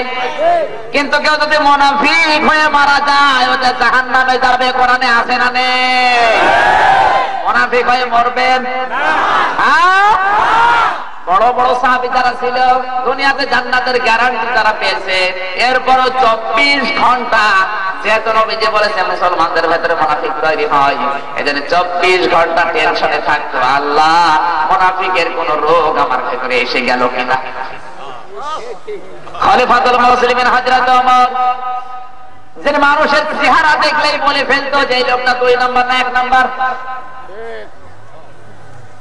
এই লোকটা ভালো না খারাপ, চেহারা দেখলেই বলে ফেলতো। আকাশের তারকার চাইতে তার নেকির কাজ বেশি। নবীজি বলেছেন আমার পরে যদি কেউ নবী হয়, ওমর আল্লাহর নবী হয়ে যাবে। যে রাস্তা দিয়ে যেত শয়তানের রাস্তা 40 দিন যেত না, কয় দিন? এই লোকটা মাসে মাসে হযরত হুযায়ফা ইবনে আমিনকে হাত ধরে বলতেন, ভাই তোমাকে তো সাহিবুস সিররুন নবী বলা হয়, নবীর গোপন কথার ভান্ডার। বিশ্ব নবী ইন্তেকালের আগে মদিনাতে কে কে মুনাফিক আছে তোমার কাছে একটা লিস্ট দিয়েছে, সত্যি করে বলো তো ওই লিস্টের ভেতরে আমার ওমরের নামটা আছে নাকি? অথচ তাদের ইবাদতের গ্যারান্টি নবী নিজে নিয়েছেন, তারা পাশও করেছেন। মুসলিম শরীফের হাদিস, গভীর রজনীতে বিশ্ব নবী হযরত আবু বকরের বাড়িতে গেলেন, চিন্তা করলেন দেখি আবু বকর ঘুমিয়ে আছে না জেগে আছে। নবীজি আবু বকরের বাড়ির সামনে গিয়ে দেখলেন আবু বকর ঘুমিয়ে নেই, যায় নামাজে দাঁড়িয়ে তাহাজ্জুদে আমার আল্লাহর সাথে কথা বলতেছে। অনেকক্ষণ পর্যন্ত তার তেলাওয়াত দাঁড়িয়ে দাঁড়িয়ে শুনলেন, মনটা ভরে গেল। ডাক দিয়ে বলে রব্বুল আলামিন, কলিজা আমার ঠান্ডা হয়ে গেছে, আমি যদি ইন্তেকালে করি অসুবিধা নেই, আবু বকরের মতো মানুষ তোমার সাথে রাত জেগে কথা বলতে তৈরি হয়ে গেছে। আল্লাহ যত ভালাই আছে দুনিয়া আখিরাতে সব তুমি আবু বকরকে দিয়ে দাও। দোয়া করে নবীজি গেলেন হযরত ওমরের বাড়িতে, যে দেখলেন হযরত ওমর জোরে জোরে কোরআন তেলাওয়াত করছে। অনেকক্ষণ পর্যন্ত তেলাওয়াত শুনলেন, মনের ভেতরে যা আসে সব দোয়া করলেন, রব্বুল আলামিন তুমি ওমরের প্রতি তোমার রহমত নাযিল করো। দোয়া করে বাড়িতে গেলেন, ঘুম থেকে উঠে ফজরের নামাজ পড়তে গেলেন মসজিদের নববীতে। ডাক দিয়ে বললেন আবু বকর ওমর তোমরা একটু বসো, কথা আছে তোমাদের সাথে। আমি কিন্তু রাতের বেলা তোমাদের বাড়িতে মেহমান হিসাবে গিয়েছিলাম বেড়াতে।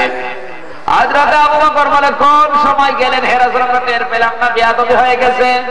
নবীজি বলেন না বিয়াদবি না, আমি রাতের বেলা চিন্তা করলাম দেখি তোমরা আমার আল্লাহর সাথে কথা বলো না, গভীর ঘুমে ঘুমিয়ে থাকো। আবু বকর তোমার বাড়িতে গিয়ে দেখলাম তুমি ঘুমিয়ে নেই, মামুদের সাথে যায় নামাজে দাঁড়িয়ে কথা বলছো। কিন্তু একটা প্রশ্ন তোমাকে করি, তাহাজ্জুদের নামাজে তেলাওয়াত করছিলে খুব আস্তে আস্তে, এত ক্ষীণ স্বরে কেন পড়লে, জোরে কেন পড়লে না? হযরত আবু বকর বলে ইয়া রাসূলুল্লাহ আসমাইতু ওয়া নাজাইতু, আমি যাকে শোনানোর ইচ্ছা করেছিলাম ওই আল্লাহ শুনে ফেলেছে। আমি দুনিয়ার কোন মানুষের জন্য তাহাজ্জুদ পড়ি না, যার জন্য পড়েছি ওই আল্লাহ শুনলেই হবে। ইয়া আল্লাহ মুসফিররা ওয়া আতফা, তিনি আস্তে বললেও শোনে, জোরে বললেও শোনে। রাসূল দুনিয়ার মানুষকে শোনানোর আমার উদ্দেশ্য না। নবীজি বললেন ওমর তোমার বাড়িতে যে দেখলাম তুমি জোরে জোরে গলা ফাটিয়ে তেলাওয়াত করো, তুমি কেন আস্তে আস্তে না পড়ে জোরে পড়লে? হযরত ওমর চিন্তা করেন আবু বকর ফায়দার কথা বললো একটা, আমি বলবো দুইটা। তিনি বললেন, হে রাসূল, আমি জোরে পড়েছি এই জন্য আপনার মুখ থেকে আমি শুনেছি কোরআন তেলাওয়াতের আওয়াজ যত দূর পর্যন্ত যায় শয়তান অত দূর থাকে না। আমি তেলাওয়াত জোরে করে শয়তানকে তাড়িয়ে দিয়েছি। 2 নাম্বার উপকার, আমি তেলাওয়াত করলাম জোরে, শুধু নিজেই সওয়াব পাবো তা না, আমার তেলাওয়াত শুনে আমার স্ত্রী, আমার মেয়ে, আমার ছেলে, আমার আশপাশের লোকগুলো এরাও যেন চিন্তা হয়ে এরাও। আপনারা আমল করার চেষ্টা করুন। আর আমরা আমাদের সমাজ কল্যাণ পরিষদের যদি সদস্য হয় আপনার নাম লেখায়, আমি এই পর্যন্ত সবার সমর্থন করলাম। আর আগামী 19-20 তারিখে দয়াগড়িয়াহাট ফুলবতলা মাঠে ইসলামী জলসা আছে, তাফসীর মাহফিল আছে। মাহফিলে আপনাদের উপস্থিতি কামনা করছি। আগামী 19 ও 20 তারিখ দয়াগড়িয়াহাট ফুলবতলা মাঠে ছবি তুলেন, ছবি।